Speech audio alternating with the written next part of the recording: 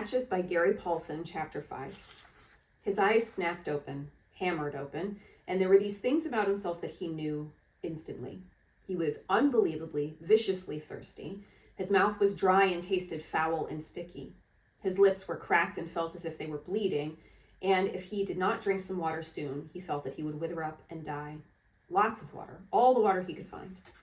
He knew the thirst and felt the burn on his face. It was mid-afternoon and the sun had come over him and cooked him while he slept, and his face was on fire, would blister, would peel, which did not help the thirst, made it much worse. He stood using the tree to pull himself up because there was still some pain and much stiffness, and looked down at the lake. It was water, but he did not know if he could drink it. Nobody had ever told him if he could or could not drink lakes. There was also the thought of the pilot, down in the blue with the plane strapped in, the body, awful, he thought.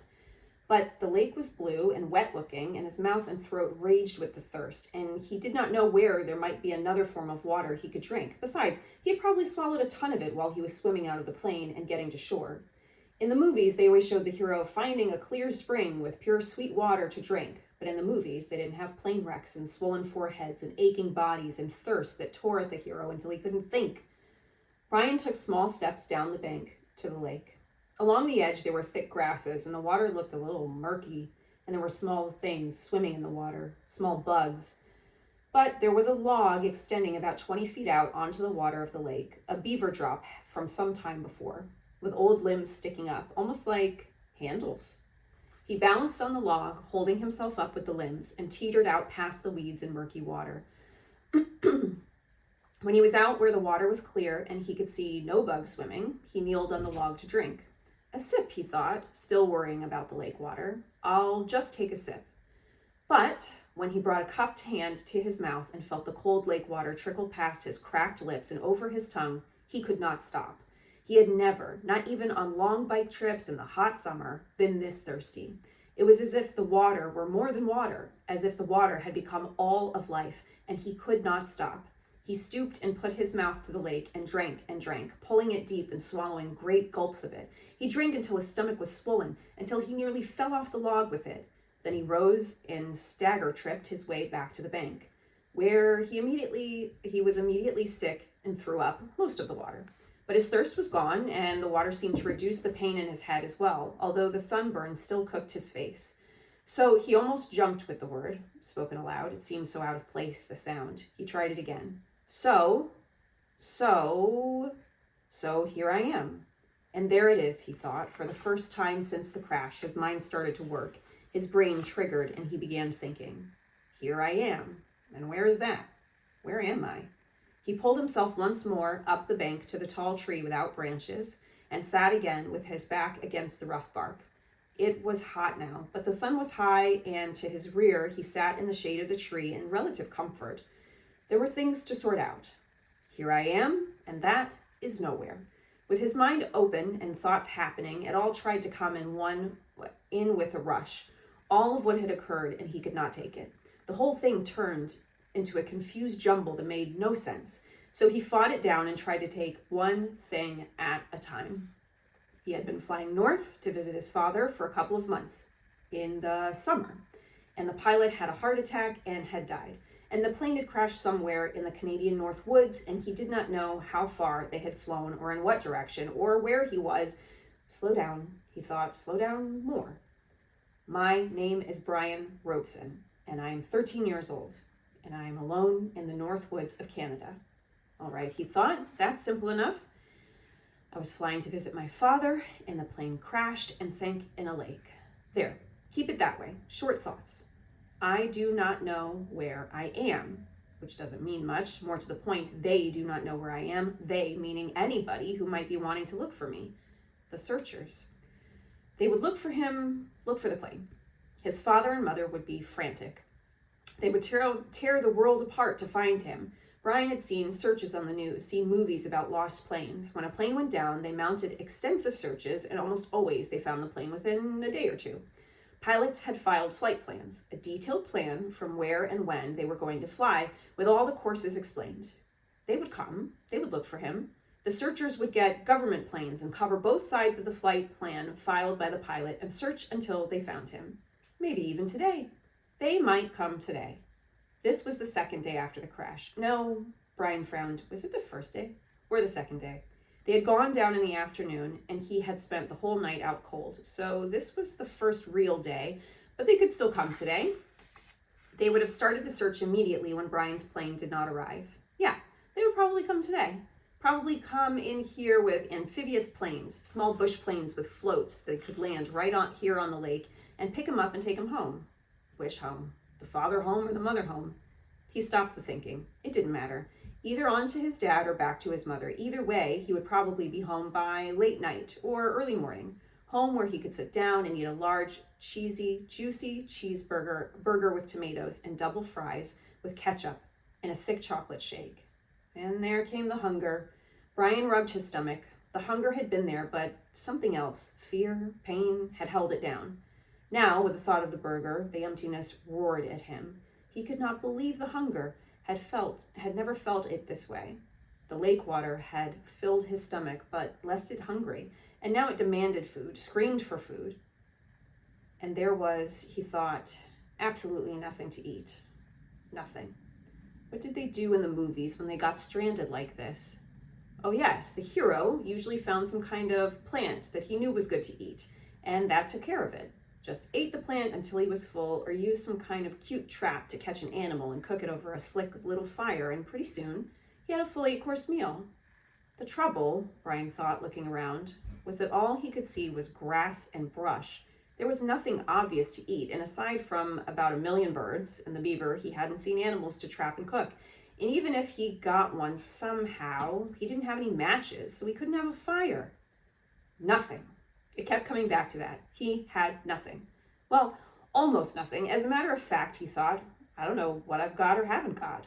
Maybe I should try and figure out just how I stand. It will give me something to do, keep me from thinking of food, until they come to find me. Brian had once had an English teacher, a guy named Perpich, who was always talking about being positive, thinking positive, staying on top of things. That's how Perpich had put it. Stay positive and stay on top of things. Brian thought of him now, wondered how to stay positive and stay on top of this. All Perpich would say is that I have to get motivated. He was always telling kids to get motivated. Brian changed position, so he was sitting on his knees. He reached into his pockets and took out everything he had and laid it on the grass in front of him. It was pitiful enough. A quarter, 3 dimes, a nickel, and 2 pennies, a fingernail clipper, a billfold with a $20 bill in case you get stranded in the airport in some small town and have to buy food, his mother had said, and some odd pieces of paper. And on his belt, somehow still there, the hatchet his mother had given him. He had forgotten it and now reached around and took it out and put it in the grass. There was a touch of rust already forming on the cutting edge of the blade, and he rubbed it off with his thumb. That was it. He frowned. No, wait. If he was going to play the game, might as well play it right. Perpich would tell him to quit messing around, get motivated. Look at all of it, Robeson.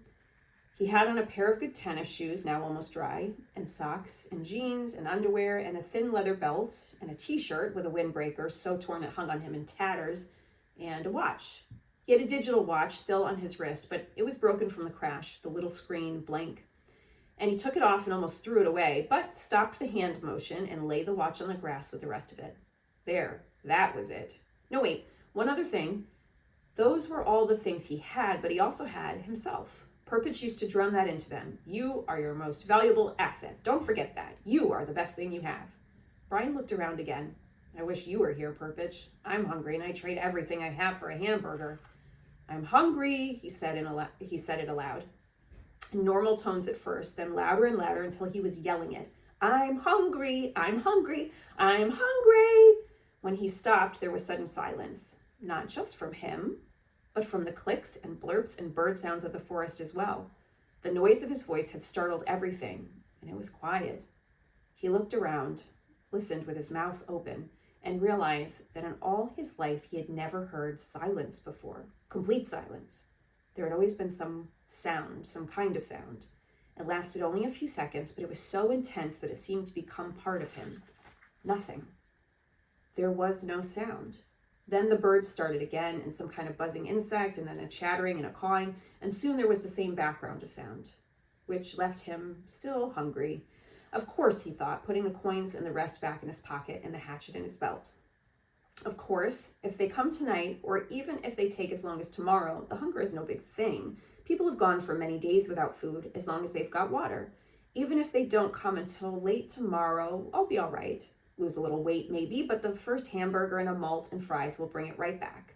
A mental picture of a hamburger, the way they showed it in the television commercials, thundered into his thoughts. Rich colors, the meat juicy and hot. He pushed the picture away. So, even if they didn't find him until tomorrow, he thought, he would be all right. He had plenty of water, although he wasn't sure if it was good or clean or not. He sat again by the tree, his back against it. There was a thing bothering him. He wasn't quite sure what it was, but it kept chewing at the edge of his thoughts. Something about the plane and the pilot that would change things. Ah, there it was. The moment when the pilot had his heart attack, his right foot had jerked down on the rudder pedal and the plane had slewed sideways. What did that mean? Why did that keep coming into his thinking that way, nudging and pushing? It means, a voice in his thoughts said, that they might not be coming for you tonight or even tomorrow. When the pilot pushed the rudder pedal, the plane had jerked to the side and assumed a new course. Brian could not remember how much it had pulled around, and it wouldn't have had to be much because after that, with the pilot dead, Brian had flown for hour after hour on the new course.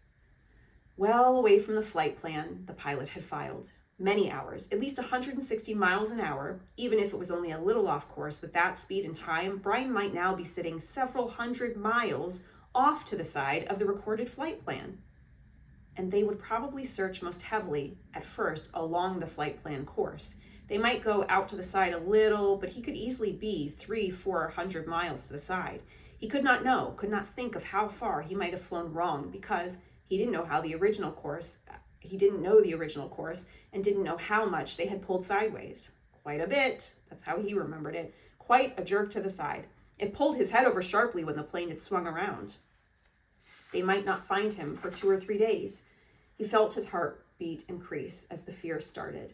The thought was there, but he fought it down for a time, pushed it away, then it exploded out. They might not find him for a long time. And the next thought was there as well, that they might never find him. But that was panic, and he fought it down and tried to stay positive. They searched hard when a plane went down. They used many men and planes, and they would go to the side. They would know he was off from the flight path. He had talked to the man on the radio. They would somehow know. It would be all right. They would find him. Maybe not tomorrow, but soon. They would find him soon. Gradually, like sloshing oil, his thoughts settled back and the panic was gone. Say they didn't come for 2 days. No, say they didn't come for 3 days. Even push that to 4 days. He could live with that. He would have to live with that. He didn't want to think of them taking longer, but say 4 days. He had to do something. He couldn't just sit at the bottom of this tree and stare down at the lake for 4 days and nights.